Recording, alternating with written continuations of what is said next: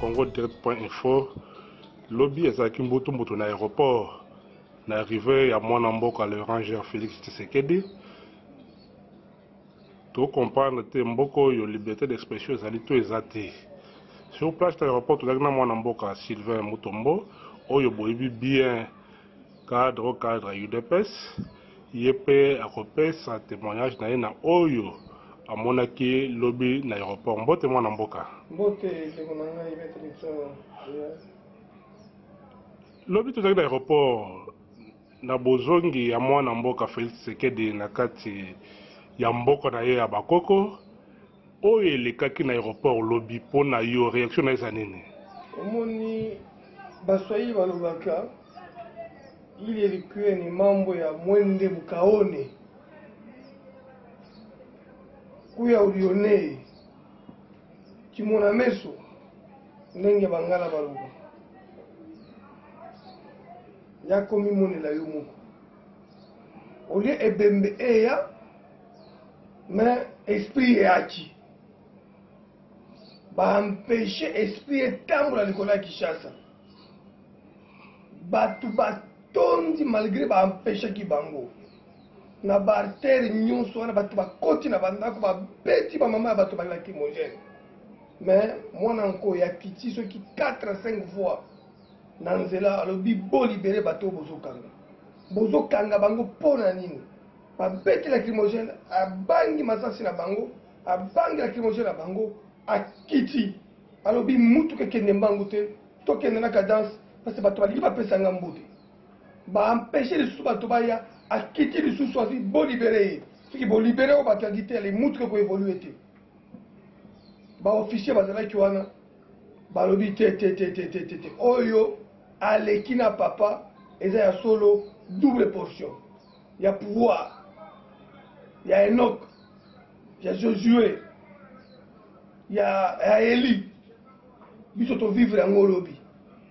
ko mokonzi yango ya wana monani mokonzi nini oyo tokopuye lisusu mokonzi nini oyo tokotosa lisusu na Congo mobimba Tshisekedi akufa te alala pungi ya babebe Tshisekedi aza vivant en esprit et en chair bakangi aéroport mobimba pas kokota na restaurant bakangi aéroport mobimba pas koya kokota sans passeport pas kokota sans visa soki na passeport oza nango oza na visa voyage wana te billet eza te kokota aéroport te kaka mpona leader moko kutu basali oyo basala papa te nde basali lelo nkoi lionso oyo tobengaka ye lelo grand lion parce que asali sikoyo rôle ya grand lion azalaki lionso ele papa azalaki na bomoi ele papa akufi alati nzoto ya lion akomi kobangisa bato nyonso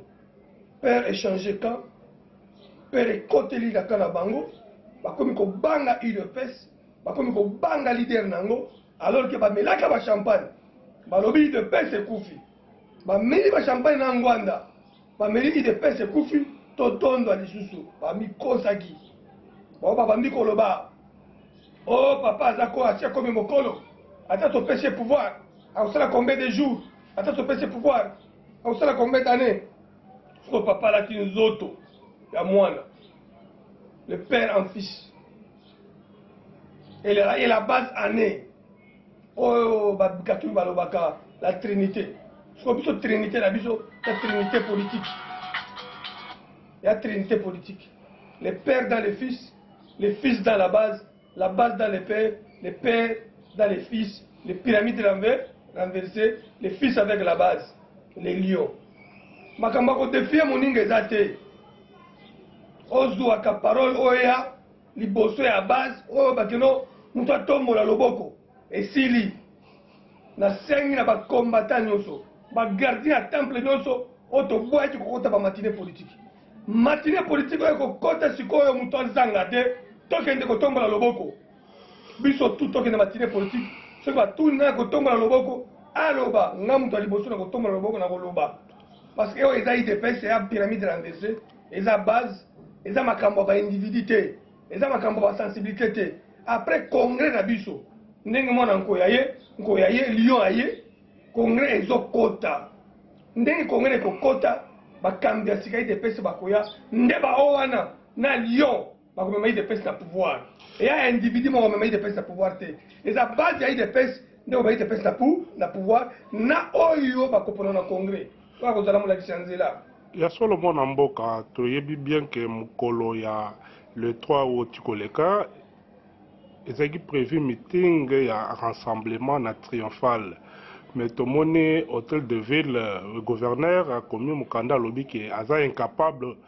ya koautoriser meeting yango mpo rassemblement El Kasavubu ya ndeko Olenga Nkoyi na Bachibala Olenga Nkoyi rassemblement Olenga na Bachibala basengaki ete basala mpe meeting place yango eza déploiement ya lobby na boye ya mwana mboka eza mpe justifie na yango te na lobby déploiement ya lobby badéployaki yango mpo na vie soso te mpo na vie nyau te azalaka na ye na bato te azalaka na ye populaire te mpo na Tshibala te ngai nakende komi ya role nalekaki Tshibala na bato ebele ngai nalekaki Tshibala na bato ebele nalekaki mpe Olenga Nkoyi na bato ebele synergie eza ya idps eza ya faci eza ya bato nyonso ya idps tozala bato ebele koleka tina Tshibala koleka tina Olenga soso nyau siko oyo akoyebisa biso ke déploiement esalaki mpo na bango badeklaraki meeting eza Lyon ya idps nde moto adeklaraki meeting wana na baprogramme ya rassemblement na mokanda ya gouverneur akomaki ke non rassemblement El Kasavubu oyo ekambami na ndeko Olenga Nkoyi esengaki depuis le 4 août bino boye na nsima epuis ntango place oyo bosengi meeting eza liboso ya siège ya président ya sensa omoni te ke asali yango mpona kovite incident moko wana eza aventure ya ndeko Kimbuta oyo aza koviole constitution ya mboka na biso na otalima ye eza koorganize bamanifestation pacifique na bamanifestation publique na mboka na biso conformément à l'article 26 oyo eza koloba makambo ya régime d'information et non régime ya autorisation ayeba ke baacte oyo aza kopose eza baacte oyo eza koviole baliberté publique eza baacte oyo eza koviole constitution eza baacte oyo ezolakisaki eza baabus de pouvoir na abus d'autorité lobi nango akosamba mpona likambo wana kongola aza libre ya komanifeste esika nyonso azali kongola aza libre ya kotambola apres kongola aza libre ya komanifeste position politique na ye lokola gouverneur ye akomi kojoue rôle ya majorité tokotunaka ye jour moko nini abandi kotinda yo osala makambo ya boye alors ke ye alobaka nini aza gouverneur il faut atosa mibeko ya mboka olia atosa mibeko ya mboka akomi kosigné baarrêté akomi kosigné badécision oyo eza contraire na constitution ya mboka na biso na oyo mpe ministre ya intérieur asignaki pour apekisa bamanifestation politique na mboka na biso ti enrôlement ekosila mpo bato basala baactivité politique baza kobosana ke toza na période préélectorale ou bato nyonso baza na liberté ya komanifeste ya kosala baactivité nyonso balingi mpo population na bango azala informé na oyo etali politique ya mboka ya solo mwana mboka message eleki toleka na sujet mosusu tripartite oyo esalemi na kananga entre sensa gouvernement na seni réaction na eza nini na oyo eza aventure ça ne nous intéresse ni de près ni de loin nous notre mission c'est nous attacher aux dispositions de l'accord de Saint-Sylvestre, les dispositions tangibles qui ont corrélé à la Constitution, que le mandat de M. Kabila était déjà terminé, il n'a pas été de bonne foi pour que Tokende la élection a respecté l'accord, a beau respecter l'accord, Nantumba Zazu, Basali Makambo, Basala Kiwana, Namususu débauché de Lemba, Basali Makambo Basali Kiwana, croyant que le gouvernement était facile à être dirigé. Aujourd'hui, toujours le Banayo, médecin, à la grève, fonctionnaire de l'État, à la grève, professeur, à la grève, bâtiment, à la grève, piétrolier, à la grève, à quel Makamoni n'a pas hérité. Pour affiner sa vie, son parti socialiste, autre vacation, va passer sur le gouvernement, tout le monde plan, va levier de commandes, il y a qu'à gérer, à qu'à ça, comme on a vu sur la gouffre, à qui côté Kamboka, à qui côté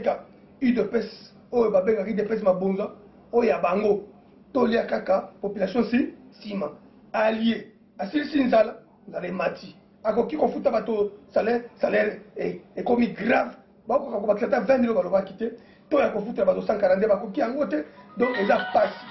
donc tokoyebisa kaka bango ke basala aventure na bango ekosila kaka na kananga. Nous en tenons à la date du 31 décembre comme l'a dit notre leader Félix Tshisekedi Tshilombo mokonzi ya rassemblement oyo alobi totambola penzela moko na ba oyo basigné manifeste du Congolais biso pe tokosigné manifeste wana pour que to travailler elongo moko pour que le 31 décembre toloba nini M. Kabila babu poya bato babanga bako kanga bako boma bako sala nyonso mais force le kaka peuple exacté peuple a mieux organisé malembe d'une manière pacifique d'une manière non violente pour manifester au moment opportun afin de bouter hors d'état de nuire ce régime déjà finissant qui n'a plus quoi à faire si ce n'est que tuer le peuple, tirer sur les paisibles populations, tirer sur les manifestants. Et notre police, notre armée, nous leur demandons, nous sommes leurs enfants,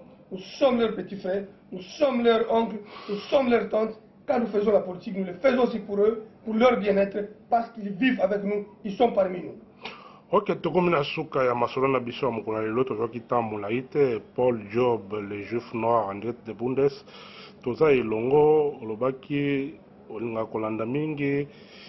olinga koyoka pe ba réaction ya ba congolais yango wana maître Sylvain Mutombo au cadre de UDPS apesele